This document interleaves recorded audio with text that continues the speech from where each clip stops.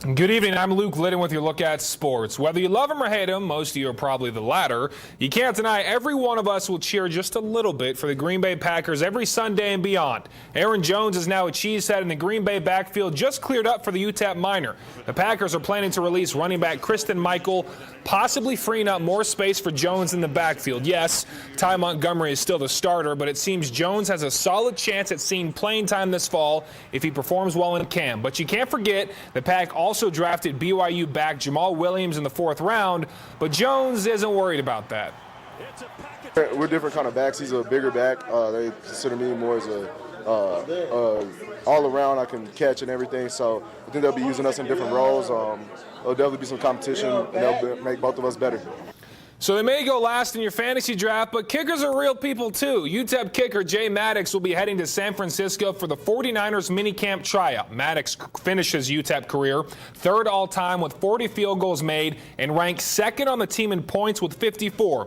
We'll let you know if he makes the team in the weeks ahead. But NMSU also getting NFL hungry. Linebacker Rodney Butler, who led the NCAA in tackles, was invited to a tryout with the Seattle Seahawks. Butler finished his career with 378 tackles, 5 forced fumbles, and 42 tackles for loss. Hopefully, one of these men will be able to land a roster spot by the 2017 season, and we'll be rooting for you.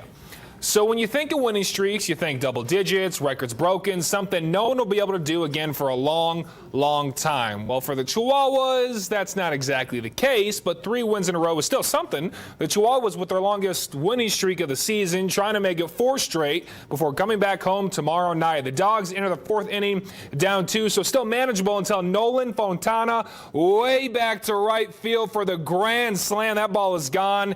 You can call it after that. The Chihuahuas down 6-0. And just not enough in the tank to pull off the comeback. The 3-game winning streak is snapped as they fall 9-4, but they will be back here in El Paso tomorrow night.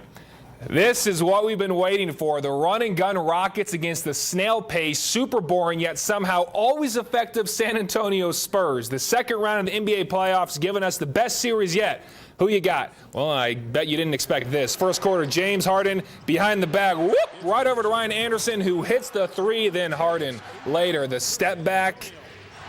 It drops. And in the second, Spurs just can't keep up. Harden out to Trevor Ariza off the drive. And he snaps the net. The Beard finished with a playoff career-high 14 assists. Rockets were 12-27 from three-point range in the first half. They led the Spurs by 30, which is the largest deficit for San Antonio at the break in playoff history. The the Rockets stop all over the Spurs in Game 1, 126-99, the final score. Whew, and to the East, the King, he's hyped up, hosting the Raptors, 2nd round, Game 1, first quarter. And I got a question for you. How's your Monday going?